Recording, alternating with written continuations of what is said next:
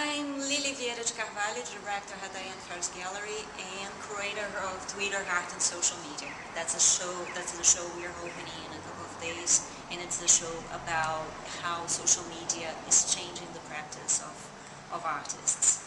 We got works that are either traditional art, that artists use social media to show their works, but they are like canvas or photograph, or either works that use social media as inspiration or support. So they deal with the social media as a subject matter in their work, or they use like YouTube or Flickr as support for the work. To give you an example of that, I'm going to show you one work. Sandra Dawson has this project called The Street Clothes. It's found clothes on the street of Vancouver that she photographed during a certain period of time.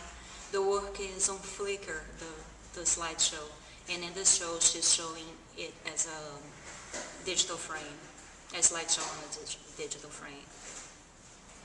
This work is by Deborah Stringfellow, and it's called Anti-Social Network. These are all police composites of hackers that she put together in this one piece. Sarah Pender from Toronto has this project called Do You Like What You See? And it's a collection of lines, like poem lines, that she found on Craigslist Personals. And she put that together with photos from her webcam. And so it's very poetic. Heather Saunders has this project called What Color Bra You're Wearing. If you're on Facebook, you probably remember that there was something that was supposedly to create awareness for breast cancer. Slightly Damaged is a collection, it's a set of books, but it's a collection of slightly damaged furniture that the artist found on Craigslist. So each volume is for a piece of furniture. So one is for tables, one for couches, one for beds, one for chairs, etc. And inside you have the piece of furniture on the right. The photo is straight from Craigslist with the Craigslist text on the left-hand side. Peter Combe is from San Francisco, and his work is, it's almost like a light box, because it's actually a digital frame again, like Sandra Dawson's, but he framed it as an actual photograph with it was custom framed for us. This work you are seeing is called Iran's Ahmadinejad Prepares for Avatar Premiere. So, there is humor in the show as well. The computer expands the physical space of the gallery, so the gallery is actually going to, the exhibition will be happening everywhere. This is Baschz and Self-Control Freak. It's the other, it's two guys, Baschz and Self-Control Freak from Holland. In this work, they accept these inputs, like if you go here,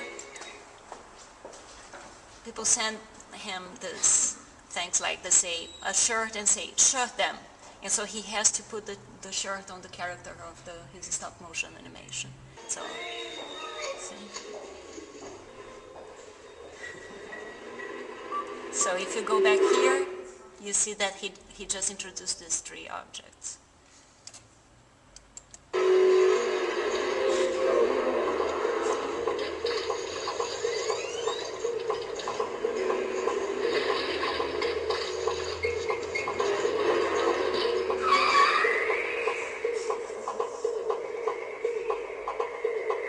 The skateboard is one of the things, one of the objects.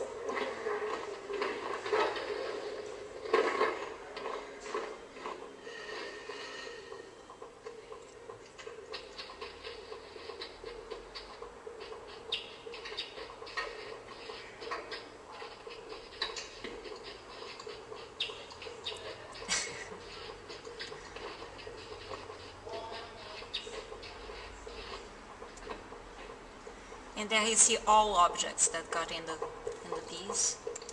plus the work itself that's here. It's a first, I believe, in Vancouver, I'm pretty sure. And for us at Diane Farris Gallery, after 25 years, it's the first time ever that we have a juror exhibition, an open call for submissions. So it's very exciting for us. It's a lot of work, but very, very exciting. The other thing was that for me, who were already blogging and on Facebook and Twitter, it got very clear to me when last summer, when there are the big budget cut for arts in Vancouver, how artists got organized to complain pretty much and say, let's all meet at the Vancouver Art Gallery at certain time dressing, I don't know, black. And everybody would go. And they would film that, put on Facebook, you would have YouTube videos, everybody talking about.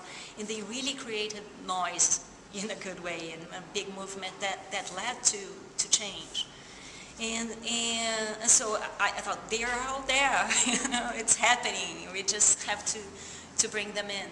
And then, of course, we got the luxury of having Chris Krug, Hank Bull from Center Hay, and Maria Lantin from Nordvik-Carr to join the project.